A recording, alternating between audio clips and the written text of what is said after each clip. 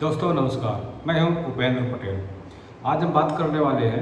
आज पहलगाम अटैक जो हुआ था उसका जो हमें भारत सरकार ने आज एग्जिट करने के लिए आज आखिरी डेडलाइन दिया था। जितने भी भारत के अंदर जितने भी पाकिस्तानी लोग रह रहे हैं उनका सारा वीज़ा टर्मिनेट कर दिया गया था और उन्हें इमीडिएट 48 आवर्स में इंडिया छोड़ के जाने के लिए पाकिस्तान कहा गया था।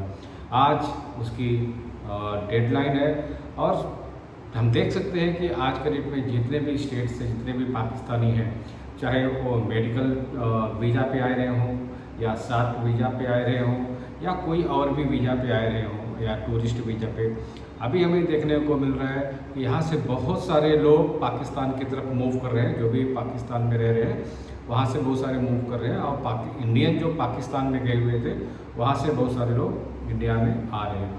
लेकिन बॉर्डर पे एक बड़ी ही विचित्र स्थिति पैदा हो गई।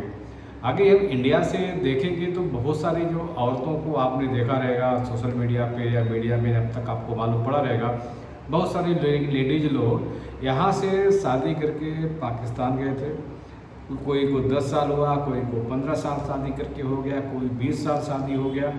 उन्होंने वहाँ की अभी तक नेशनलिटी नहीं लिया हुआ है, सिटीजनशिप अभी इधर की है, इंडिया की है। इसके पीछे का कारण क्या है?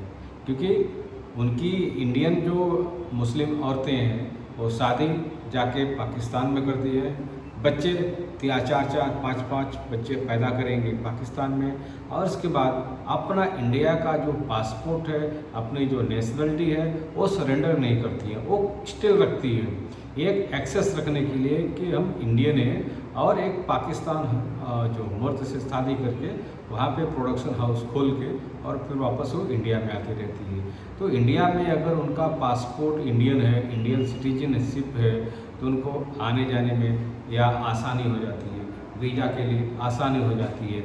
यहाँ पे सरकारी अस्पताल में, हॉस्पिटल में उनका बच्चों का, उनका खुद का ट्रीटमेंट अच्छी तरह से हो जाता है।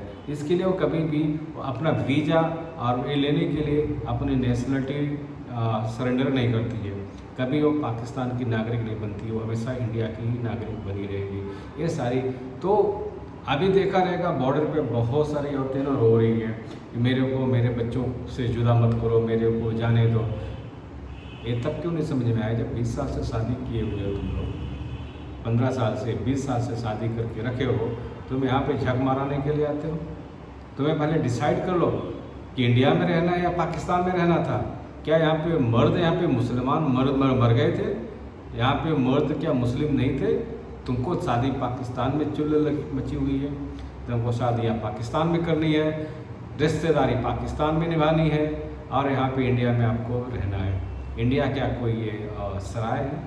ये कोई धर्मशाला है जो कोई भी कभी भी आएगा कभी भी जाएगा? तो ये गवर्नमेंट का स्टेप बहुत बढ़िया है। उन्होंने जो भी कहा 48 आवर्स में यहाँ से निकालना चाहिए, बिल्कुल सही कहा। सिर्फ पाकिस्तानियों को ही नहीं, यहाँ पे अभी क्रैक डाउन करना चाहिए रोहिंग्यास के लिए भी, और जो बांग्लादेशी यहाँ पे इलीगल रह रहे हैं उनको सबको, लीगल और इलीगल का कोई सवाल ही नहीं रहता। जो हमारी सोच से, जो हमारी विचारधारा को अगर मानता नहीं है, जो हमारी हमें जो काफिर समझता है, जिसके लिए हम काफिर हैं, हमें सूअर से भी बदतर समझते हैं, उन्हें हमारे देश में रहने का कोई अधिकार नहीं है। नहीं तो ये सारे हमारे देश को खा जाएंगे, हम खाली सब देखते रहेंगे। जिस तरह से सूअर के जैसे जैसे बच्चे पैदा करते जा रहे हैं, ये आबादी पैदा बनाते जा रहे हैं, एक दिन हम खुद इस देश में, ऐसा ना हो हम खुद इस देश में एक माइनॉरिटी बन जाए। सो ये टाइम है कि हमें इस टाइम पे स्ट्रिक्टली एक्ट करना पड़ेगा। हमें किसी ऐसा किसी के दबाव में आए बिना हमने अपनी कंट्री को आगे लेके जाना है और यहाँ से पूरी तरह से इनका सफाया करना है जो इलीगल यहाँ पे रह रहे हैं। हमें कोई बांग्लादेशी नहीं चाहिए, हमें कोई बांग्लादेशी नहीं चाहिए, हमें कोई पाकिस्तानी नहीं चाहिए, रोहिंग्या भी नहीं चाहिए। जो जिधर हो तुम खुश रहो, हमें तुमसे कोई लेना देना नहीं है। भाड़ में जाए तुम्हारी डेवलपमेंट, भाड़ में जाए तुम्हारी कौम, उससे हमारा कोई लेना देना नहीं है।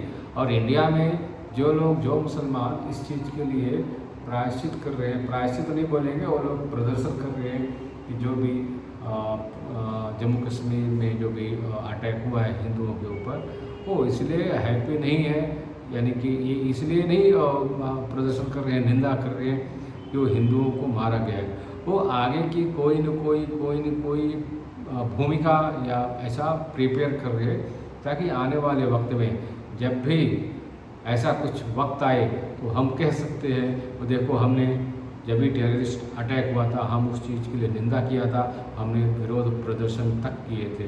वो अपनी एक आगे की सोच का एक विजन प्रिपेयर कर रहे हैं, हमें उस चीज़ से भी बचना है।